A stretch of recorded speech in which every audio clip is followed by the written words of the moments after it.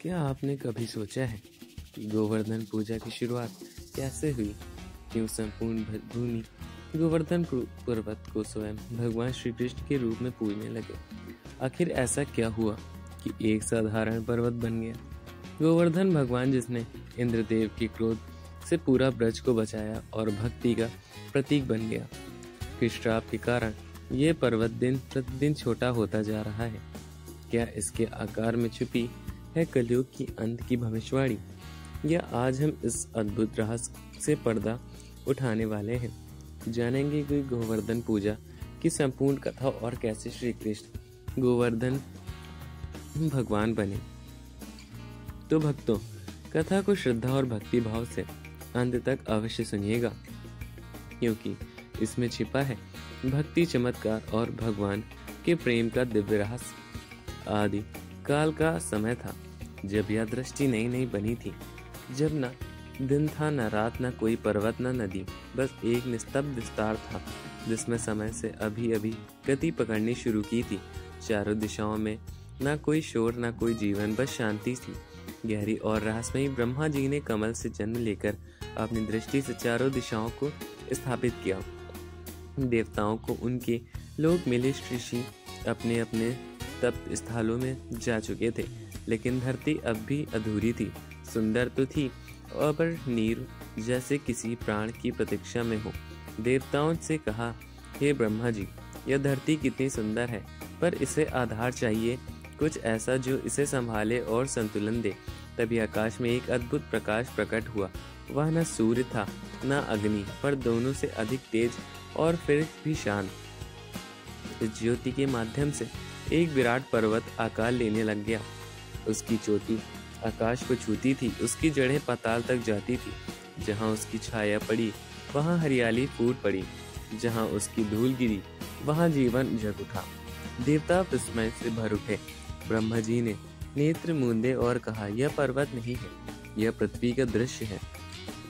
इससे सृष्टि की स्थिरता और करुणा एक साथ बरसती है। जहाँ जहाँ उसकी छाया पड़ती वहाँ भूमि उपजाऊ हो जाती थी। जब हवा उससे टकराती तो ठंडी और जीवन दायिनी बनकर बहती। पेड़ पौधे उसकी ऊर्जा से पुष्ट होते, जीव जंतु वहाँ सुरक्षित महसूस करते। ऋषियों ने ध्यान लगाया और जाना कि गोवर्धन केवल पर्वत नहीं, बल्कि भगवान श्री हरि और भगवान शिव दोनों का संयुक्त अंश है, यानी कि वह समय हरि का स्वरूप था। इसीलिए उसका नाम पड़ा गोवर्धन, यानी गायों का पालन पोषण करने वाला। देवताओं ने कहा, यह पर्वत आने वाले युगों में सबसे अधिक पवित्र होगा। ऋषियों ने कहा, यह पर्वत स्वयं भगवान श्री कृष्ण का सेवक भी बनेगा और उसका स्वरूप भी। यह सुनकर सब चकित रह गए। कैसे एक पर्वत और स्वयं भगवान एक दूसरे से जुड़े होंगे? तब आकाश में दिव्य वाणी हुई, द्वापर युग में स्वयं पर ब्रह्मा श्री कृष्ण पृथ्वी पर अवतार लेंगे और ये गोवर्धन पर अपनी दिव्य लीलाएं करेंगे। गोवर्धन उन्हें अपने ऊपर धारण करेगा और कृष्ण उसे अपने हृदय में स्थान देंगे। इस भविष्यवाणी को सुनकर देवलोक गूंज उठा। जब जानते थे कि यह पर्वत साधारण नहीं, बल्कि आने वाले युगों में सबसे बड़ी लीला का केंद्र होगा। और कुछ समय बीत गए। गोवर्धन अब भी दिव्य लोक में स्थिर था, लेकिन पृथ्वी से पुकार रही थी, क्योंकि आने वाले समय में कृष्ण को वही जन्म देता और गोवर्धन होगा। तभी एक दिन नारद मुनि ब्रह्मलोक से पहुंचे। उनकी दृष्टि गोवर्धन पर पड़ी तो फिर वे ठिठक गए। उन्होंने पहली बार ऐसा पर्वत देखा जो जीवित जैसा लग रहा था। उसके चारों ओर दिव्य आभाया थी और हवा में भक्ति की महक, और उसी के पास खड़े होते ही मन में गहरी शांति उतरती थी। नारद जी ने ध्यान लगाया तो उन्हें तुरंत समझ आ गया, यह कोई साधारण पर्वत तो नहीं है, यह व्रज की आत्मा है। यही वह पर्वत है जो श्री कृष्ण के साथ सबसे निकट संबंध रखेगा। नारद जी भाव विभोर होकर बोले, मैं इसे पर्वत पृथ्वी पर ले जाना चाहता हूँ। कृष्ण जन्म लेने लेंगे तो यह पर्वत होना चाहिए। देवताओं ने पहले संकोच किया, क्योंकि यह पर्वत ब्रह्मलोक का रत्न था, लेकिन तभी आकाशवाणी हुई कि नारद, यह पर्वत पृथ्वी के लिए भी बना है। समय आने पर यह व्रज की रक्षा करेगा। कृष्ण लीला का आधार बनेगा और संपूर्ण संसार को सिखाएगा कि प्रकृति ही भगवान है। इसे पृथ्वी पर ले जाओ। नारद जी ने बड़े सम्मान से गोवर्धन को प्रणाम किया और बोले, आओ गोवर्धन, पृथ्वी तुम्हारी प्रतीक्षा कर रही है। गोवर्धन ने भी सहमति दी, क्योंकि वह स्वयं कृष्ण से मिलने के लिए उत्सुक था। देवताओं ने फूल की वर्षा की और नारद जी गोवर्धन पर्वत को लेकर पृथ्वी की ओर चल पड़े। यात्रा दिव्य थी और पृथ्वी पर पहुंचने से ठीक पहले एक अद्भुत घटना होने वाली थी। ऐसी घटना जिसने गोवर्धन के भाग्य को बदल दिया और आने वाले समय की लीला और भी महान बना दी। गोवर्धन पर्वत देवलोक से निकलकर नारद मुनि के साथ पृथ्वी की ओर चला। यात्रा दिव्य थी।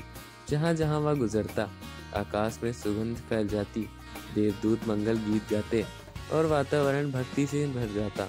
नारद जी सोच रहे थे, जब कृष्ण इस धरती पर आएंगे, यह पर्वत उनकी गोद बनेगा, उनकी लीलाओं का रक्षा और साक्षी बनेगा। आखिरकार वे पृथ्वी के एक विशेष भाग पर पहुंचे, जिसे कहा जाता है सलामली द्वीप। यह स्थान बेहद पवित्र था। हरे भरे जंगल, शांत झील और मृदुल हवा चल रही थी। भूमि इतनी उपजाऊ थी कि ऋषि मुनि वहां तपस्या करते थे। नारद जी ने गोवर्धन को वहीं स्थापित किया। जैसे ही गोवर्धन ने पृथ्वी को छुआ, धरती आनंद से कांप उठी, मानो उसे अपना खोया हुआ रत्न वापस मिल गया। ऋषि आए, उन्होंने गोवर्धन की परिक्रमा की, मंत्रों से पूजा की और कहा, अब यह भूमि धन्य हो गई है। धीरे धीरे वर्ष बीतते गए। गोवर्धन के पास रहने वाले सभी जीव उसे पिता समान मानते थे। पेड़ पौधे उसका स्पर्श पाते थे, फलने फूलने लगते थे। गाय उसकी ढलानों पर चढ़ती थी, उसकी दूध देती थी। ऋषि उसकी गुफाओं में ध्यान करते थे। अत्यंत तेजस्वी तपस्वी थे। वे काशी में रहते थे, जो स्वयं मोक्षदायिनी भूमि मानी जाती थी। एक दिन उन्होंने सोचा, क्यों न काशी में भी एक ऐसा ही कोई पर्वत हो जहां बैठकर ध्यान कर सकूं और साधक वहां आकर लाभ ले सकें। उन्होंने दिव्य दृष्टि से सबसे पवित्र पर्वत की खोज की और उनकी नजर गोवर्धन पर पड़ी। ऋषि तुरंत गोवर्धन के पास आए। जैसे ही वे पहुंचे, उन्हें लगा कि यह केवल पर्वत नहीं बल्कि भगवान का अंश है। उन्होंने प्रेम से कहा, हे गोवर्धन, मैं तुम्हें काशी में स्थापित करना चाहता हूँ, जहाँ तुम्हारी पूजा से असंख्य लोग मोक्ष पाएंगे। गोवर्धन विनम्र थे। उन्होंने मना नहीं किया, लेकिन एक शर्त रखी, हे ऋषिवर, मैं आपके साथ चलूंगा तो, लेकिन जहाँ आप मुझे एक बार नीचे रख देंगे, मैं वहीं स्थिर हो जाऊंगा, फिर मैं आगे नहीं बढ़ सकता। ऋषि ने तुरंत कहा, ठीक है। पुलस्त्य ऋषि ने अपनी ताप शक्ति से गोवर्धन को उठा लिया और काशी की ओर ले चल पड़े। यात्रा लंबी थी। जैसे जैसे वे ब्रजभूमि से निकट पहुंचे, भूमि अद्भुत लगने लगी। वहां की हवा इतनी मधुर, प्रेम इतनी पवित्र ऊर्जा थी कि पुलस्त्य ऋषि थकान महसूस करने लगे। ऋषि को समझ नहीं आ रहा था कि इस भूमि में ऐसा क्या है। उन्होंने सोचा, थोड़ी देर विश्राम कर लूं। उन्होंने गोवर्धन को भूमि पर रख दिया और विश्राम करने लगे। गोवर्धन को जैसे ही व्रज की मिट्टी का स्पर्श मिला, उन्हें अपने अंदर एक दिव्य आनंद का अनुभव हुआ। गोवर्धन ने समझ लिया, यह आनंद भूमि है जहाँ मेरे स्वामी श्री कृष्ण अवतारित होंगे। उन्होंने निर्णय लिया, अब मैं यहाँ से कभी नहीं जाऊंगा। जब पुलस्त्य ऋषि विश्राम करके उठे और गोवर्धन को फिर से उठाना चाहा, तो वह हिला भी नहीं पाया। ऋषि ने क्रोध में कहा, तुमने वचन तोड़ा है, तुम मेरे साथ चलना नहीं चाहते। गोवर्धन ने शांत स्वर में कहा, मैंने कोई वचन नहीं तोड़ा है। मैंने कहा था, जहाँ आप मुझे एक बार रख दोगे, मैं वहीं स्थिर हो जाऊंगा। आप मुझे यहीं रख चुके हैं। ऋषि को लगा कि यह पर्वत उनका अपमान कर रहा है। क्रोध में उन्होंने श्राप दे दिया, हे गोवर्धन, तुमने मेरी आज्ञा का पालन नहीं किया, इसलिए अब तुम रोज रोज थोड़ा थोड़ा घटते जाओगे। तुम्हारा आकार धीरे धीरे कम होता जाएगा। यही कारण है कि आज कहा जाता है कि गोवर्धन पर्वत पहले 7 योजन लंबा और ऊंचा था, लेकिन श्राप के कारण गोवर्धन हर दिन एक तिल लगभग एक माप कण घटता जा रहा है। और वहीं गोवर्धन अब समय की धारा का साथ सिमट कर कुछ मीलों में रह गया है। श्राप सुनकर गोवर्धन मौन रहा। वह रोया नहीं, उसने विरोध नहीं किया।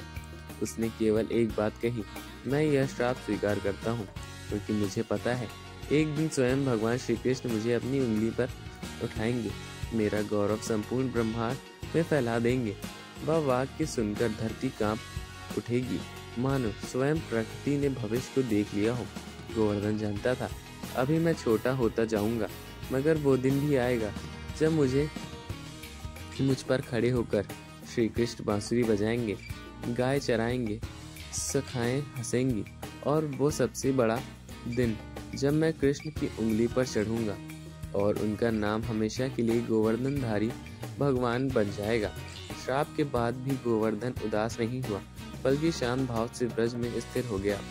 ब्रजभूमि ने उसे अपने हृदय में जगह दी, यहाँ की मिट्टी ने उसे गले लगाया, पेड़ों ने उसे छाया दी, नदियों ने उसके चरण धोए, और आकाश में देवता ने कहा, यह पर्वत आज भले छोटा होने लगे, पर आने वाले समय में इसका नाम सृष्टि में सबसे बड़ा होगा।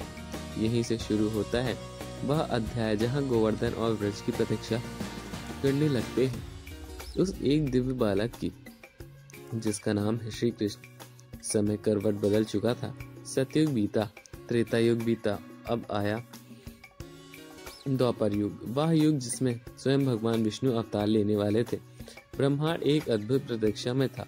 देवता स्वर्ग में बेचैन थे, सृष्टि अपने तप में संकेत दे रही थी, और पृथ्वी विशेषकर ब्रजभूमि जैसे हर पल किसी दिव्य मेहमान के आने से आहट सुन रही थी। ब्रज की मिट्टी में ऐसे महक थी जो और कहीं नहीं थी। यदि यमुना भी चाहे तो अपनी लहरों से मधुर संगीत बजाती थी। वृक्ष झुके रहते थे, मानो किसी को आश्रय देने के लिए तैयार हो। यह था आने वाले नंदलाला का प्रभाव। ब्रज का जीवन सादा लेकिन पवित्र था। सुबह होते ही सब लोग सबसे पहले गायों की सेवा करते। गायों केवल पशु नहीं थी, वे परिवार का हिस्सा थी। गोवर्धन पर्वत की ढलानों पर गायें चरती थी। गोवर्धन उनके चारों ब्रज के लोग प्रकृति को भगवान मानते थे, पेड़ों को प्रणाम करते, मिट्टी को माथे से लगाते। वे नहीं जानते थे कि यही भाव एक दिन उन्हें भगवान का सबसे बड़ा भक्त बनाएगा। गांव के लोग खुश थे, लेकिन एक गहरी लहर और बात थी। उन्हें बिना कारण लगता था कि उन्हें गांव में कुछ दिव्य होने वाला है। कभी कभी आकाश से संगीत सुनाई देता, कभी हवा में बांसुरी की मधुर ध्वनि तैरती। बूढ़े कहते ये संकेत है कि कोई चमत्कार होगा। बच्चे कहते शायद कोई देवता आने वाला है। माएँ कहती काश हमारे घर में ही जन्म ले। ब्रज का हर आंगन तैयार था, हर गौशाला सजी हुई थी, हर हृदय खुला हुआ था। और फिर एक रात वो घड़ी आई जिसका इंतजार सृष्टि युगों से कर रही थी। कार्तिक मास की अष्टमी तिथि, आधी रात का समय। आकाश में घनघोर बादल थे, तेज वर्षा हो रही थी, पर यह कोई सामान्य वर्षा नहीं थी, मानो स्वर्ग हो रही है। कारागार जैसे ही कक्ष में वासुदेव और देवकी बंद थे, लेकिन उसी रात भगवान विष्णु ने स्वयं प्रकट होकर आश्वासन दिया कि वे उनके पुत्र के रूप में अवतारित होंगे। और फिर दिव्य प्रकाश छाया, संसार ठहर गया, और देवकी की कोख से जन्म हुआ परम ब्रह्मा श्री कृष्ण। उस क्षण देवता प्रकट हुए, गंधर्वों ने गान किया, अप्सरों ने फूल बरसाए। स्वयं नारद ने कहा, गोवर्धन पर्वत तेरी प्रतीक्षा पूर्ण हुई, तेरा भगवान आ गया है। वासुदेव ने शिशु कर्ण से उठाया और यमुना पार करके श्री कृष्ण को गोकुल के नंद में बाबा पहुंचे, जहां उसी समय यशोदा ने भी जन्म लिया था। कृष्ण को यशोदा की गोद में रख दिया, और बैकुंठ का स्वामी अब एक साधारण से गोपालक परिवार का हिस्सा बन चुका। यशोदा ने जैसे ही कृष्ण को छुआ, उनका दिल पिघल गया। उन्होंने नहीं जाना कि यह उनका अपना बेटा नहीं, क्योंकि कृष्ण ने अपने वात्सल्य से उसका हृदय को बांध लिया था। नंद बाबा ने आनंद में पूरा गांव जगा दिया। आज मेरे घर में नंदलाला आए हैं। पूरे ब्रज में नगाड़े बजे, ढोलक बजी, नृत्य होने लगे। गायों वो विशेष घास खिलाई, घरों पर दीपक जलाए गए और पूरा व्रज बन गया। एक उत्सव धीरे धीरे कृष्ण बड़े होने लगे। जैसे जैसे वे चलना सीखते हैं, पूरा गांव उनके पीछे चलता। वे हंसते तो हवा महक जाती, उनकी बांसुरी की मीठी धुन पेड़ों को झुका देती। जब वे गायों के बीच जाते, गाय उन्हीं चाटती, बछड़े उछलते, पक्षी गाना गाने लगते। जैसे ही कृष्ण उनकी ओर बढ़े, पूरी धरती थरथरा गई, हवा ठहर गई, वृक्ष झुक गए और गोवर्धन पर्वत के भीतर से एक आनंद की लहर उठी। कृष्ण कुछ देर चुपचाप उसे देखते रहे, मानो पुराने मित्र से मिल रहे हो। फिर उन्होंने धीरे से मुस्कुराकर गोवर्धन को प्रणाम किया। ध्यान रहे, भगवान किसी को प्रणाम नहीं करते, लेकिन कृष्ण ने किया। क्यों? क्योंकि कृष्ण जानते थे यह पर्वत मेरा भक्त भी है और मेरा स्वरूप भी। उस दिन से गोवर्धन और कृष्ण का दिव्य संबंध शुरू हो चुका था। अभी यह केवल मौन मिलन था, पर आगे चलकर यह मिलन एक ऐसी लीला में बदलेगा जिसे संसार गोवर्धन लीला के नाम से भी जाने जाएगा। समय के साथ कृष्ण अब बालक थे, छोटे से ग्वाल बन चुके थे। सुबह सुबह जब सूरज की पहली किरण यमुना में चमकती, कृष्ण अपनी बांसुरी लेकर घर से निकल पड़ते। उनके पीछे सैकड़ों गायें चलती, ग्वाल चलते, नाचते गाते और पूरा व्रज खिलखिलाता। पर एक खास बात थी, हर दिन की शुरुआत कृष्ण जी की गोवर्धन पर्वत की ओर देखकर करते। कभी दूर से हाथ जोड़ते तो कभी चुपचाप बैठकर उसकी ओर निहारते।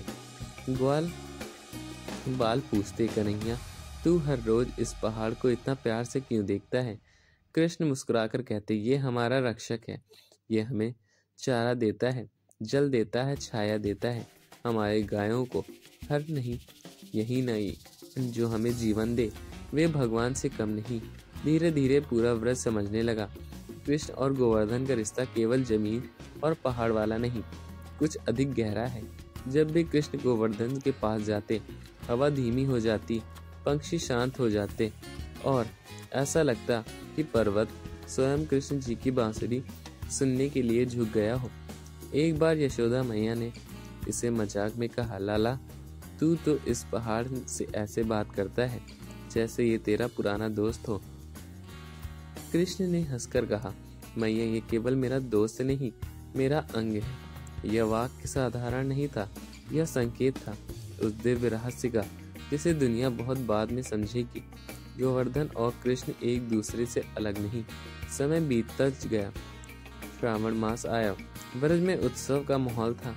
हर वर्षा उसी समय एक बड़ी पूजा होती थी, इंद्र पूजा, क्योंकि सबका मानना था कि इंद्र देव वर्षा करते थे। वर्षा की घास उगती थी, घास से गायों की पलती थी, गायों से दूध मिलता था, इसलिए इंद्र ही पालन करता है। नंद बाबा ने तैयारी शुरू की, घी, दूध, दही, मिठाई, अनाज, बलिया और सब इकट्ठा किया। पूरा गांव जुट गया। सब बोले, इस बार इंद्र प्रसन्न होंगे तो खूब वर्षा करेंगे, हमारी फसल दुगनी होगी। लेकिन तभी कृष्ण वहां पहुंचे। वे कुछ देर सबको देखते रहे, फिर शांत स्वभाव से बोले, पिताजी ये पूजा किसकी हो रही है? नंद बाबा बोले, बेटा इंद्रदेव वर्षा देते हैं, इसलिए हम उनकी पूजा करते हैं। कृष्ण ने मासूमियत से पूछा, क्या इंद्र हमारी गायों को चरा देते हैं? नंद बाबा चौंक गए। नहीं बेटा, चारा तो गोवर्धन पर्वत देता है। कृष्ण ने फिर पूछा, क्या इंद्र हमारी रक्षा करते हैं जब धूप आग लगती है? नंद बाबा बोले, नहीं, गोवर्धन की गुफाएं हमें बचाती हैं। कृष्ण बोले, अच्छा, क्या इंद्र हमें शुद्ध जल देते हैं? गांव ने कहा, नहीं, यमुना और गोवर्धन की झरने देते हैं। कृष्ण मुस्कुराए और बोले, तो फिर पूजा इंद्र की क्यों? जो हमें सब कुछ देता है, पूजा उसकी क्यों नहीं? असली पालन करता कौन है, इंद्र या गोवर्धन? पूरे ब्रज का सन्नाटा छा गया। पहली बार किसी ने यह सवाल पूछा था। गोपियां एक दूसरे को देखने लगी, ग्वाले भी सोचने में पड़ गए। कुछ बुजुर्गों ने कहा, लाला सही कह रहा है, हम बारिश के लिए इंद्र को धन्यवाद देते हैं, लेकिन हमारी रोज की जिंदगी तो गोवर्धन चलाता है। नंद बाबा गहरे विचार में डूब गए। उनके सामने उनका ही बेटा खड़ा था, लेकिन उसके शब्द किसी महर्षि जैसे थे। यशोदा ने प्यार से कहा, कन्हैया तू जो कहेगा हम वही करेंगे, मगर इंद्र की पूजा बंद करना आसान नहीं है, ये हमारी पुरानी परंपरा है। कृष्ण ने गंभीर होकर कहा, मैया परंपरा वही सही होती है जो सच्चाई पर टिकी हो। अगर परंपरा गलत दिशा में ले जाए तो उसे बदलना ही सच्ची भक्ति है। यह सिर्फ एक बालक का तर्क नहीं था, यह सृष्टि का नियम भी था। भगवान स्वयं यह सिखा रहे थे कि अंधश्रद्धा नहीं, सच्ची विवेक चाहिए। अब व्रज के दो हिस्सों में बढ़ चुका था। एक तरफ इंद्र की पूजा की गई और दूसरी तरफ गोवर्धन की पूजा का सत्य। और इस संघर्ष के बीच खड़े थे श्री कृष्ण, जो अब घोषणा करने वाले थे कि ऐसा निर्णय जो पूरी सृष्टि को दिशा बदल देगा।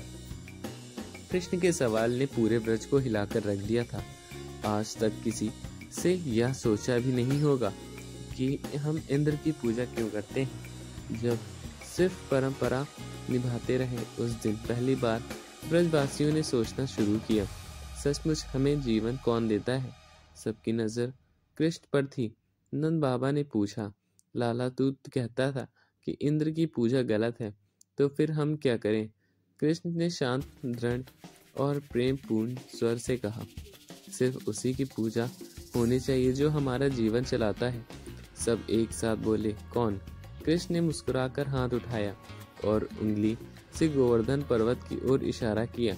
वहीं नंद बाबा चौंक गए। गोवर्धन, मगर वह तो एक पर्वत है। कृष्ण आगे बढ़े और उनके स्वर में अब बालक नहीं थे, भगवान बोल रहे थे। वही पर्वत हमें सहारा देता, वही जल देता, उसी की गोद में हमारी गायें पलती, उसी हमें धूप से बचाता, उसी के पेड़ हमें फल देते, जो सब कुछ वही दे रहा है। तो ब्रजवासी आपस में देखने लगे, कुछ सहमत गए और कुछ अंश मा गए थे। कृष्ण ने और गहराई से समझाया, भक्ति का अर्थ कृतज्ञता है और कृतज्ञता उसी के प्रति होनी चाहिए जो प्रत्यक्ष रूप से हमारा पालन करता है। इंद्र को हमें कभी नहीं देखते हैं, पर गोवर्धन हर दिन हमारी गोद में ही है। वह मौन है लेकिन परोपकारी है, वही हमारा सच्चा देव है। यह सुनकर ग्वालों ने ताली बजाई। सही कहता है कन्हैया, गोपियां बोली, हमने तो कभी सोचा ही नहीं था पर्वत भी भगवान हो सकता है। कृष्ण मुस्कुराए, भगवान सिर्फ आकाश में नहीं रहते, वो प्रकृति में भी रहते हैं। जो प्रकृति का सम्मान करे वही सच्चा भक्त है। यह सुनते ही पूरा व्रज हिल गया। ये केवल तर्क नहीं था, यह आध्यात्मिक क्रांति थी। नंद बाबा ने गंभीर स्वर से पूछा, तू लाला तो कह रहा है कि इस वर्ष हम इंद्र पूजा छोड़ दें। कृष्ण ने दृढ़ निगाहों से कहा, हाँ, इस वर्ष नहीं, आज से हमेशा के लिए। अब से व्रज में केवल गोवर्धन पूजा होगी। पूरा सभा स्थल सन्नाटे में डूब चुका था।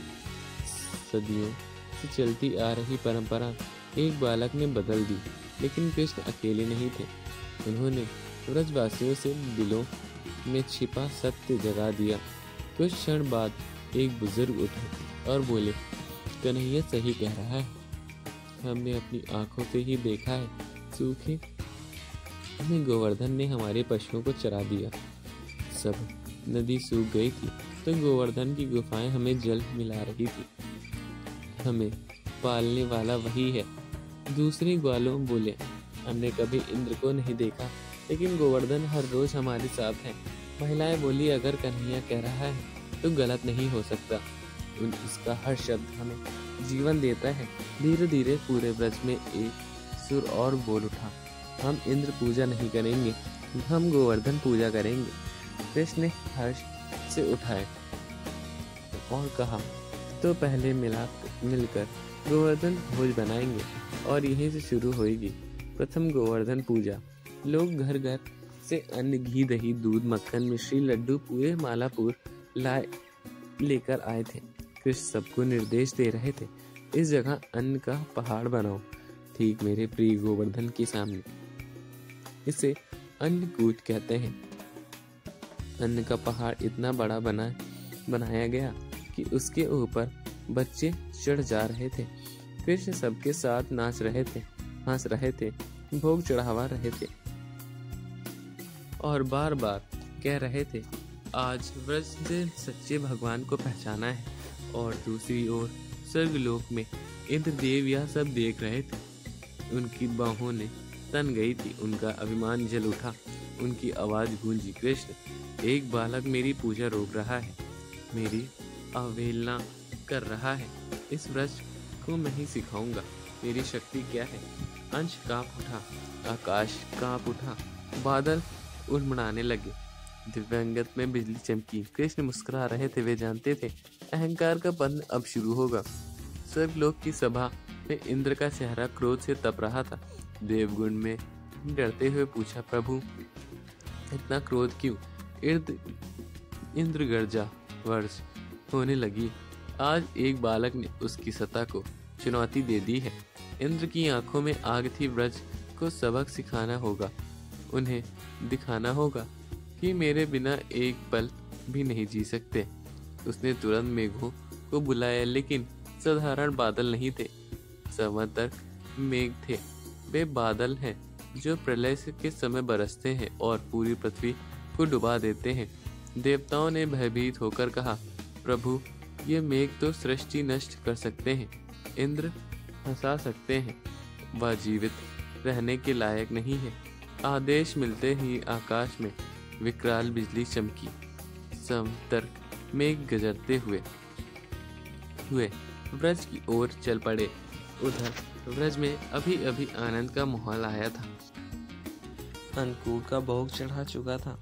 सबने गोवर्धन की परिक्रमा की। कृष्ण आगे आगे चाँचते हुए चलते, गोपियां गा रही थी, ग्वाल बाल हंसी में डूबे थे। सबको ऐसा लग रहा था जैसे यह जीवन का सबसे सुंदर दिन हो। उन्हें अंदाजा भी नहीं था कि स्वर्ग में उन पर विनाश की सजा सुनाई जा चुकी थी। अचानक हवा की रुख बदली, ठंडी हवा बरसने लगी, बर्फ जैसी जमाने वाली आत्माएं कला पड़ गया। सूरज गायब, बादलों की गरज इतनी तेज की जमीन तक कांप उठी। ग्वाल बाल चौंक गए थे, ये कैसी आंधी है? गोपियां घबरा गई थी, कहीं कोई अपशगुन तो नहीं। नंद बाबा ने माथा सिकोड़ते हुए कहा, ऐसा तो हमने कभी नहीं देखा। और फिर पहली बूंदें गिरी, लेकिन वह बूंद पानी में नहीं थी, वह पत्थर जैसी भारी थी। कुछ ही क्षणों में तेज बारिश बिजली की तरह टूट पड़ी, ऐसी बारिश जिसे शब्दों में बयान भी नहीं करना कठिन हो सकता था। वह चाकुओं की तरह चुभती थी, आग की तरह जलती थी। गांव की छप्पर उड़ने लगी, पेड़ जड़ से उखड़ने लगे, नदियां उफन कर गांव में घुस गईं, बच्चे चीखने लगे, जानवर दौड़ते हुए सुरक्षित जगह ढूंढने लगे, गाय मिमिया रही थी, व्रज धंसने लगा था। पूरा गांव विनाश के मुहाने पर था। ब्रजवासी चीखते हुए भागे, कृष्ण कन्हैया बचा ले। सब कृष्ण के घर की ओर दौड़ रहे थे। और अद्भुत बात, कृष्ण पहले से ही बाहर खड़े थे, मुस्कुरा रहे थे जैसे सब कुछ जानते हो। यशोदा मैया रोते हुए बोली, लाला कुछ कर, यह कैसी विपत्ति आई है? नंद बाबा बोले, हमारी फसलें बह गईं, घर टूट रहे हैं, गाय मर जाएंगी। कुछ ग्वाल चिल्लाए, हे ये इंद्र का प्रकोप है, हमने उनकी पूजा छोड़ी, उसने हमें श्राप दे दिया। कृष्ण ने शांत स्वरों में कहा, ये श्राप नहीं, अहंकार है। शब्दबद्ध होकर कृष्ण ने आगे कहा, इंद्र का गर्व टूटे बिना सृष्टि में संतुलन नहीं आएगा। उसने सोचा कि वह सबसे शक्तिशाली है। अब मैं साबित करूंगा कि सच्ची शक्ति ऊपर बैठने से नहीं, अपने लोगों के बीच खड़े रहने में है। यह कहकर कृष्ण ने आकाश की ओर देखा और मुस्कुराते हुए बोले, इंद्र तू वर्षा कर, जितना कर सकता है कर, अब तू ब्रज का कुछ नहीं बिगाड़ सकेगा। सभी ब्रजवासी भयभीत थे। उन्होंने पूछा, कन्हैया बचाएगा कैसे? कृष्ण ने अपनी छोटी सी कनिष्ठा उंगली उठाई और हाथ आकाश की ओर किया, नजर गोवर्धन पर्वत की ओर, और बोले, अब समय आ गया है, गोवर्धन चलो। ये शब्द सुनते ही पूरा ब्रह्मांड कांप उठा। वह क्षण आ चुका था जिसका इंतजार सतयुग से ही हो रहा था, और पूरी दुनिया की सबसे महान लीला शुरू होगी। ब्रज में चारों ओर हाहाकार मच गई थी। समंतर मेघ आकाश की ओर फाड़ रहे थे, बिजली धरती पर बरस रही थी, बादलों की गड़गड़ाहट कानों की को फाड़ रही थी और वर्षा इतनी थी कि सांस लेना मुश्किल हो रहा था। नदियां बाढ़ बनकर घरों के बाहर बह रही थी। चिंता नहीं, ये भय नहीं, बल्कि एक मधुर मुस्कान थी। वे धीरे धीरे गोवर्धन पर्वत के निकट पहुंचे। वर्षा इतनी भयंकर हो रही थी कि लोग आंख तक भी नहीं खोल पा रहे थे, पर कृष्ण की आंखों चमक रही थी जैसे वह वर्षा को चुनौती दे रही हो। उन्होंने अपने दोनों हाथ जोड़कर गोवर्धन को प्रणाम किया। हे गोवर्धन, अपने सदैव व्रज की रक्षा की है। अब समय आ गया है कि मैं आपकी रक्षा करूं और आप मेरी। आइए मिलकर व्रज को बचाते हैं। जैसे ही यशोद बोले, धरती के भीतर तक ये दिव्य कंपन हुआ। गोवर्धन पर्वत ने मानो कृष्ण की पुकार सुन ली। कृष्ण ने धीरे धीरे अपनी कनिष्ठ उंगली उठाई और बोले, उठो गोवर्धन। और उसी क्षण अकल्पनीय चमत्कार हुआ। ब्रज की धरती कांप उठी, बादल रुक गए, बिजली थम गई और समय ठहर गया। पूरा गोवर्धन पर्वत जमीन के ऊपर उठ गया था। न कोई दरार और न ही एक भी पत्थर टूटा, न ही पेड़ हिला। बस पूरा पर्वत धीरे से भगवान की उंगली पर उठ गया था, जैसे वह सदियों से ही इसी क्षण में प्रतीक्षा में थे। व्रजवासी एक दृश्य देखकर अवाक रह गए। कुछ ने आंखें मलकर देखा, कुछ ने सोचा ये सपना है। कुछ घुटनों के बल बैठ गए और फिर सब एक साथ चीख उठे, कन्हैया ने पर्वत उठा लिया। कन्हैया भगवान है। कृष्ण की उंगली सीधी सीधी थी, बांह स्थिर, चेहरा शांत, मानो वे भरी पत्थर में नहीं। एक खिलौना अपने पशुओं की परिवार के साथ पर्वत के नीचे आओ। जल्दी याद रहे, गोवर्धन पर्वत के नीचे असंख्यात गुफाएं और खुले स्थान थे। जैसे ही वह पहले से ही क्षण देने को तैयार थे। लोग अपने बच्चों को उठाकर, गायों को लेकर, बूढ़े माँ बाप को सहारा देकर पर्वत के नीचे पहुंचे। चारों ओर घना अंधेरा था। पूरे गोवर्धन के नीचे प्रकाश ही प्रकाश था। अब चिंता छोड़ो, जब तक मैं हूँ कोई कुछ नहीं बिगाड़ सकता। यशोदा मैया बार बार दौड़कर कृष्ण के पास आती, लाला तेरी उंगली दुख रही है। कृष्ण हंसकर कहते, मैया इसे मैं नहीं उठा रहा, गोवर्धन स्वयं मेरे हाथ पर टिका है, मैं तो बस उसका सहारा बनकर खड़ा हूँ। यह पर्वत नहीं, प्रेम है। प्रेम का भार कभी भारी नहीं होता। ग्वाल बाल चारों की ओर खड़े होकर कृष्ण को आश्चर्य से देख रहे थे। बालराम आगे आए और बोले, कृष्ण 7 दिन हो गए, थकान नहीं हुई? अगर हाथ थक गए तो मैं पकड़ लेता हूँ। कृष्ण मुस्कुराए और बोले, दाऊं। जब कोई अपने लोगों के लिए खड़ा होता है तब थकान नहीं, आनंद होता है। वह दृश्य ऐसा था कि देवता भी स्वयं स्वर्ग से निहार रहे थे। पूरे व्रज पर्वत के नीचे ही सुरक्षित थे। बाहर प्रलय जैसी वर्षा हो रही थी, पर अंदर भजन कीर्तन और कृष्ण की महिमा का गान गोपियां गा रही थी। जय गोवर्धनधारी, जय नंदाला। ग्वाले नाच रहे थे, कृष्ण हमारा राजा है। और गाय शांत बैठी थी, क्योंकि कृष्ण स्वयं उनका सहला रहे थे। 7 दिन और 7 रातें बीत चुकी थी। न कृष्ण हाथ बदला और न ही उंगली कांपी, न उनके चेहरे से मुस्कान हटी। बाहर आकाश में समंतक मेघ अब भी गरज रहे थे। मेघों और वर्षा करो और गरजो, यह बालक मेरी सत्ता को चुनौती दे रहा है। मेघ गरजे, वर्षा बरसी और मगर पर्वत के नीचे एक बूंद भी भीतर न आई, क्योंकि वह केवल गोवर्धन नहीं था, वह स्वयं गोवर्धन नाथ श्री कृष्ण खड़े थे। इंद्र को पहली बार संदेह हुआ, क्या यह साधारण बालक नहीं, क्या यह कोई दिव्य शक्ति है?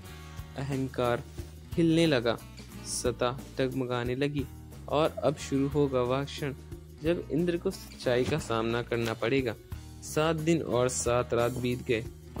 समंतक मेघ लगातार बरसते रहे, बिजली गरजती रही, पृथ्वी कांपती रही, पर व्रज का एक कण नष्ट भी नहीं हुआ। कारण कृष्ण की एक छोटी सी उंगली।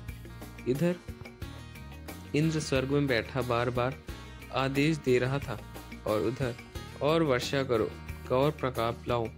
लेकिन उसके भीतर अब बेचैनी बढ़ने लगी। उसने अपने मेघों से पूछा, व्रज अभी भी डूबा क्यों नहीं? मेघों ने कांपते हुए कहा, प्रभु हमने प्रलय की शक्ति लगा दी, लेकिन एक बालक गोवर्धन पर्वत को उंगली पर उठाकर सबकी रक्षा कर रहा है। इंद्र की आंखें फैल गई। क्या एक बालक पर्वत उठा रहा है? यह सुनकर उसकी अभिमान पहली बार डगमगाया। वह गर्जा, कौन है वह जो मेरी शक्ति को चुनौती दे रहा है? तभी देव गुरु बृहस्पति प्रकट हुआ। उनका स्वर शांत था पर शब्द व्रज जैसे। देवराज, क्या अब आपने सोचा कि आप किसी युद्ध कर रहे हो? इंद्र चिढ़कर बोला, वह एक साधारण ग्वाला है। बृहस्पति गंभीर होकर बोले, साधारण जो गोवर्धन को उठा ले, जिस पर प्रलय का जल भी असर न करे, वह साधारण कैसे हो सकता है? वह न ऋषि है, न देवता और न मानव, वह स्वयं परम ब्रह्मा है। इंद्र थरथरा गया। परम ब्रह्मा कौन? बृहस्पति ने कहा, श्री कृष्ण, वही नारायण जिन्होंने तुम्हें स्वर्ग का राजा बनाया। उसी के आदेश से वर्षा होती है और तुम उसी पर प्रहार कर रहे हो। यह सुनते ही इंद्र पर के पैर कांप गए, सिर झुक गया और उसने कहा, मैं कितना अंधा था। कृष्ण मेरे स्वामी हैं, मैं उन्हीं के भक्तों पर गर्व और प्रहार कर रहा था। उसने तुरंत आदेश दिया। संतर्क मेघ रुक गए और देखते ही देखते बादल छट गए, आकाश निर्मल हो गया। ब्रजवासी बाहर निकले, कन्हैया वर्षा रुक गई है। कृष्ण मुस्कुराए और धीरे से गोवर्धन पर्वत को वापस रख दिया। पर्वत बिना खरोच फिर वही स्थापित हो गया। सब लोग कृष्ण के चरणों में गिर पड़े। लाला तू भगवान है? यशोदा ने गले लगाते हुए पूछा। लाला तेरी उंगली दुख रही होगी। कृष्ण से, मैया जब भक्त का बोझ उठाना पड़े तो भगवान की उंगली कभी नहीं दुखती। तभी आकाश से दिव्य प्रकाश उतरता। स्वर्ग से इंद्र स्वयं उतरते, पर इस बार राजा नहीं, भक्त बनकर। उन्होंने कृष्ण के चरणों में सिर झुकाया। प्रभु, मैं आपको पहचान न सका, कृपया क्षमा करें। ब्रजवासी विस्मित थे। स्वर्ग का राजा धरती के बालक के आगे झुक गया। कृष्ण ने प्रेम से कहा कि गलती तब गलती है जब तक अहंकार उसमें सब हृदय पश्चाताप से भर जाए। आज जाना असली ईश्वर वह नहीं जो आकाश में ही, बल्कि जो भक्तों के बीच खड़ा होता है। उस दिन से गोवर्धन पर्वत कृष्ण के दिव्य और स्वरूप बन गया और कृष्ण बन गया गोवर्धनधारी। इंद्र ने क्षमा मांगी, देवताओं ने स्तुति गाई और ब्रजवासी ने आनंद में भर गए। और कृष्ण के मन में अब भी एक संकल्प था। उन्होंने गोवर्धन पर्वत को यूं ही नहीं उठाया। क्या पर्वत भी भगवान हो सकता है? कृष्ण बोले, जी हाँ, प्रकृति की महिमा जहाँ पर हो वहाँ भगवान निवास करते हैं।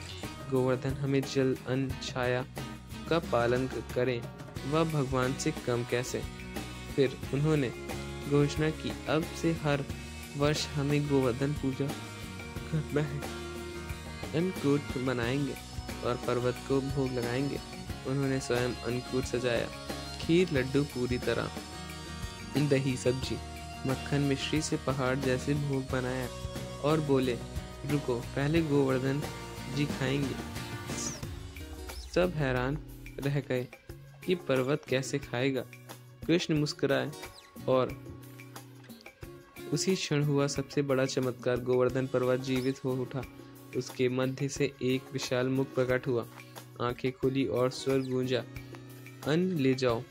और देखते ही देखते पूरा अन्नकूट भोग पर्वत ने खा लिया। ब्रजवासी स्तब्ध थे। गोपियां बोली, हमने तो कृष्ण में भगवान देखा था, अब पर्वत में भी भगवान। कृष्ण ने घोषणा की, आज से गोवर्धन मेरा ही स्वरूप है। जो गोवर्धन की पूजा करेगा वह मेरी पूजा करेगा, तो उसकी सेवा जरूर करूंगा, वह मेरी सेवा करेगा। सबकी आंखें भर आई। गोवर्धन अब केवल पहाड़ नहीं रहा, वह गोवर्धन देव बन चुका था। कृष्ण ने सबको पर्वत की परिक्रमा करवाई। गाय साथ चल रही थी, बच्चे नाच रहे थे, गोपियां भक्ति में गा रही थी और कृष्ण सबसे सबसे भगवान स्वयं भगवान की परिक्रमा करवा रहे थे। तो दोस्तों, यह थी गोवर्धन कथा। मिलते हैं आपको अगली नई वीडियो में, तब तक के लिए धन्यवाद। जय श्री राम, जय बजरंग।